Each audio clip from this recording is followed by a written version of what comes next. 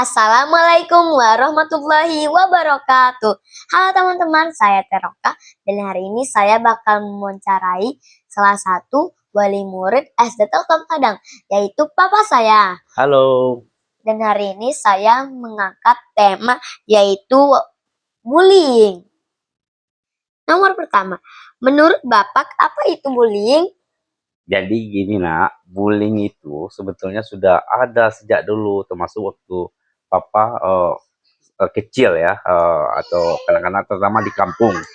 Nah, bullying itu pengertiannya adalah tindakan kekerasan atau intimidasi yang dilakukan oleh seseorang atau sekelompok terhadap seseorang secara berulang-ulang dengan tujuan untuk menyakiti, merendahkan, mengendalikan korban atau mengintimidasi gitu.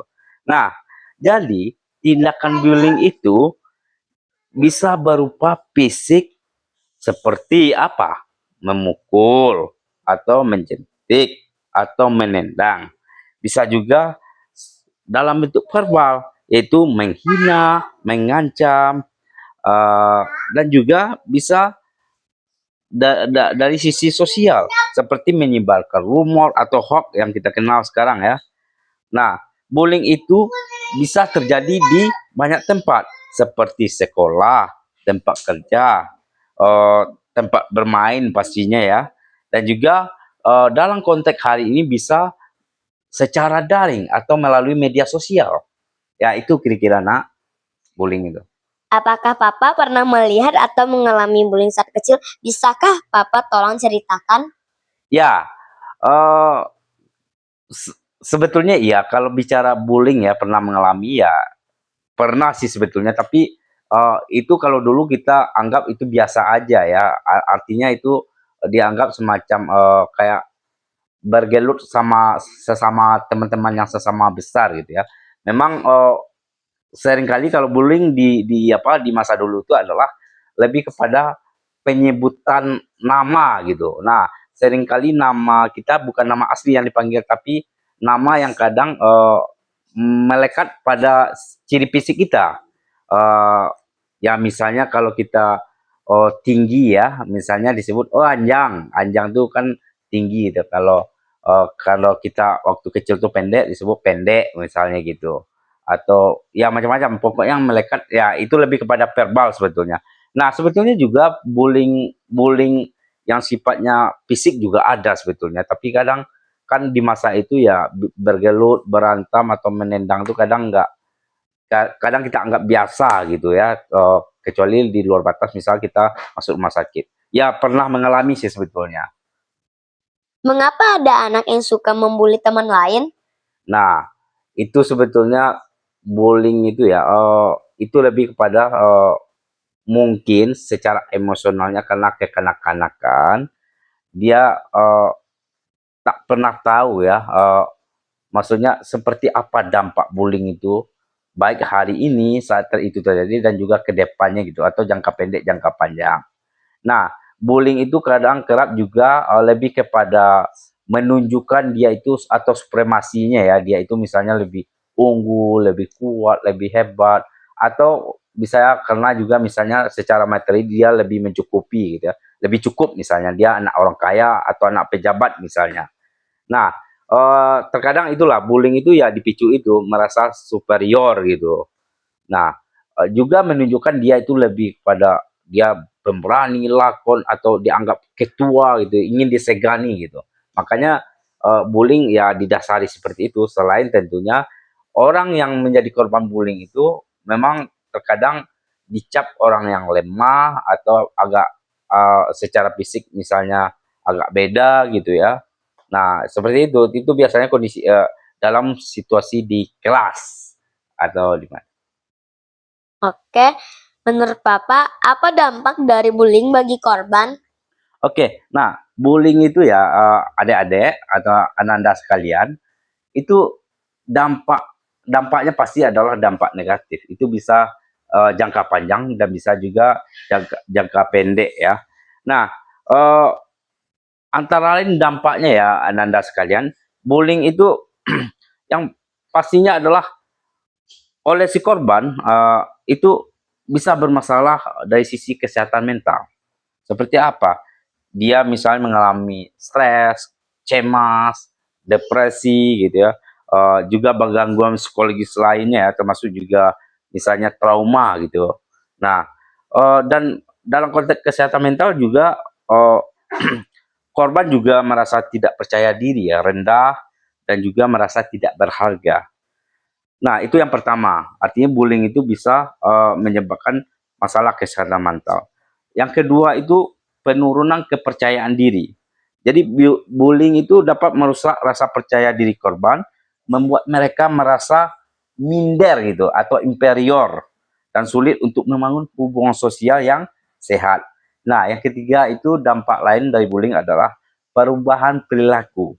Nah, korban bullying itu mungkin menghindari situasi sosial, cemas berinteraksi dan dengan orang lain ya, atau dia menarik diri dari kegiatan yang mungkin biasanya dia ikut atau asik atau menikmati kegiatan tersebut. Nah, kemudian dampak yang keempat adalah dampak akademik. Anak-anak atau remaja yang dibully cenderung mengalami ya penurunan prestasi secara akademik karena tentu adalah karena emosional mereka dia terganggu secara alami serta kesulitan dalam fokus untuk belajar gitu. Nah, kemudian yang kelima dampak lainnya adalah isolasi sosial. Bullying seringkali menyebabkan korban dijauhi oleh temannya ya atau bahkan dijauhi oleh lingkungan sosial. Nah, ini menyebabkan secara keseluruhan korban ini diisolasi secara sosial.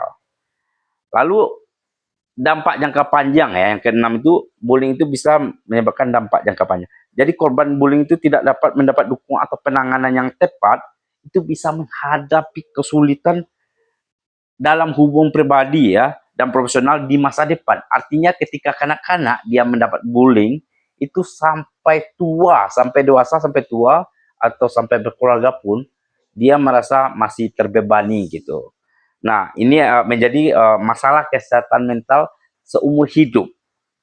Seperti misalnya gangguan kecemasan atau depresi kronis. Itu kira-kira anakku.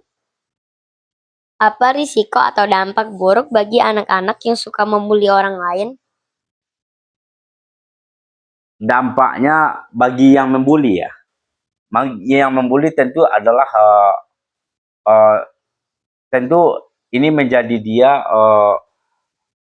kalau tidak segera ya diatasi atau diingatkan atau diberi efek jerah ya, tentu dia akan semakin sombong, angkuh ya, artinya bertindak semena-mena gitu. Karena memang nggak ada efek jerah ketika dia melakukan sesuatu yang merugikan orang baik jangka pendek, jangka panjang. Nah, tentu mereka yang biasanya bullying itu merasa ya yang dia lakukan ya hal yang normal gitu. Nah, itu penting makanya ada efek jerah harusnya. Bagaimana cara agar anak-anak sadar bahwa bullying itu berbahaya?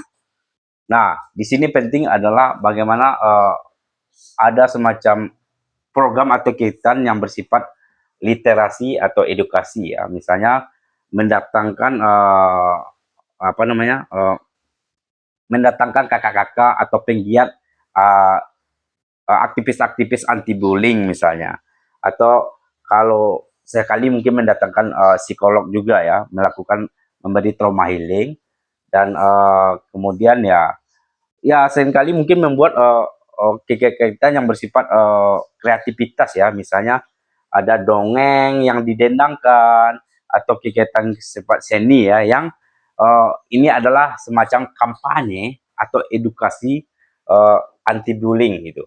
Itu kira-kira. Nah, Apa yang harus dilakukan oleh anak-anak jika melihat teman yang dibully?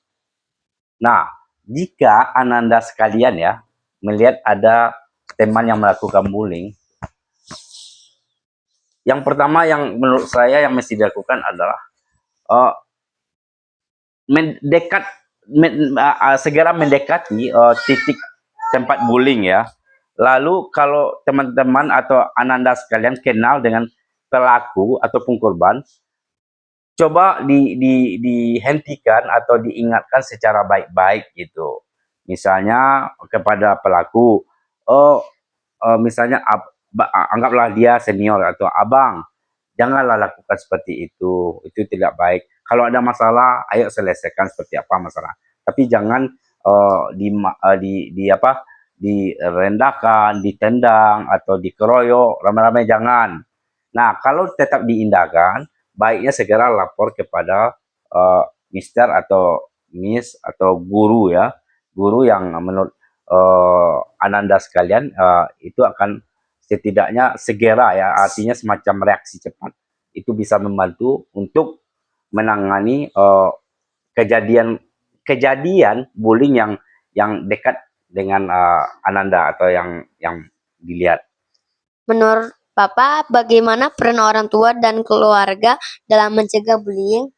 Ya, peran orang tua tentu adalah orang tua adalah guru di rumahnya ya. Artinya eh, tugas guru, estafet guru tentu dilanjutkan orang tua di rumah.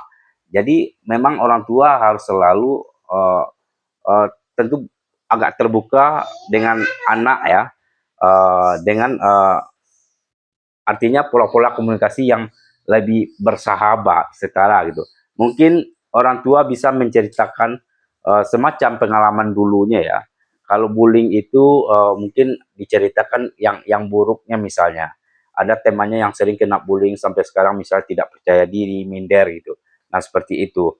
Dan kemudian lalu juga tidak ada salahnya misalnya pelaku bullying walaupun dia anak-anak juga bisa berimbas pada eh, hukum gitu. Artinya pelaku bullying kalau sudah terlalu berat itu bisa dijerat misalnya dengan pasal tertentu gitu. Nah, itu hal yang menurut saya harus ditekan. Tapi yang jelas adalah bahwasanya orang tua mungkin menyediakan waktu ya, yang ruang untuk berdiskusi dengan anak. Bahwasanya kalau ada masalah, jangan sampai misalnya eh, melakukan sesuatu yang di luar batas, misalnya melakukan kekerasan atau ada hal yang teman yang misal dianggap lemah atau memiliki fisik yang mungkin saja uh, ini erat kaitannya misalnya dengan apa namanya, hal-hal yang bisa dikatakan misalnya dia fisiknya ini lalu dilabeling. Nah, istilah labeling itu jangan sesekali dilabeling orang dari sisi fisik gitu. Kalau istilah sekarang body shaming. Nah, itu jangan. Itu adalah bagian dari bullying. Jadi makanya penting orang tua mengatakan bahwasanya bullying itu adalah bagaimanapun, apakah penyebutan nama yang nggak sesuai atau yang nggak nyaman bagi orang itu, ataupun labeling atau body shaming adalah contoh dari bullying. Jangan sesekali dilakukan. Karena itu sangat buruk sekali bagi mereka yang mendapat sebutan tersebut atau mendapat bullying. Itu pikiran Anda. Bagaimana perasaan orang tua jika anaknya menjadi korban bullying? Nah, tentu kalau bicara perasaan orang tua pasti sedih ya, dan juga kadang-kala pastinya juga marah ya ketika anaknya itu ternyata korban bullying. Nah, itu makanya penting bagi kita orang tua, coba kita menempatkan diri misalnya sebagai orang tua yang menjadi korban bullying. Makanya selalu ingatkan anak-anak sekalian, anak-anak kita, bahwasanya jangan melakukan bullying gitu. Karena kalau kita di posisi korban seperti apa, pasti nggak terima, pastinya nggak tidak terima. Walaupun misalnya kita tidak berdaya, kita misalnya orang tua pun akan misalnya dalam ketidakberdayanya itu selalu dirundung oleh semacam hal-hal yang menjadi beban gitu. Itu pastinya. Apa pesan Papa kepada anak-anak agar tidak melakukan bullying yang menjadi tem dan menjadi teman yang baik? Ya, Ananda sekalian, mulai dari hari ini ya, pesan saya sebagai orang tua dari Teroka, ayo stop bullying. Karena jangan ada perundungan ya, perundungan. Jangan berikan ruang perundungan dimanapun. Apakah itu di sekolah, di gelanggang bermain, di tempat dimanapun tempatnya. Jangan sesekali. Karena perundungan itu tidak elok.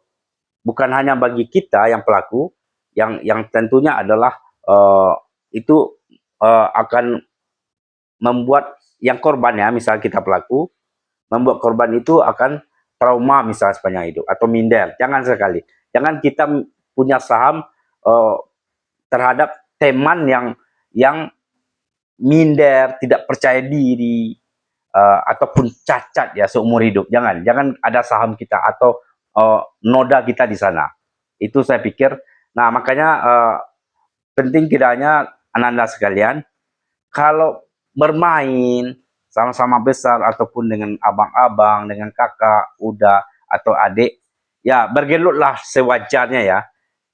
Tapi tetaplah menunjukkan semacam apresiasi, hormat menghormati gitu. Jangan sesekali menyebut teman dengan panggilan yang dia sendiri tidak nyaman. Makanya penting di sini katakan, kawan, kalau saya menyebut ini, apakah kawan tidak nyaman? Ya, kalau tidak nyaman jangan disebut. Makanya sebaiknya panggil saja temannya gitu. Nah, saya pikir itu Ananda Troka yang mungkin penting. Masih ada lagi kah kira-kira? Oke, terima kasih segitu Oke. saja Papa. Dan terima kasih pada teman-teman yang sudah menonton. Assalamualaikum warahmatullahi wabarakatuh. Waalaikumsalam warahmatullahi wabarakatuh.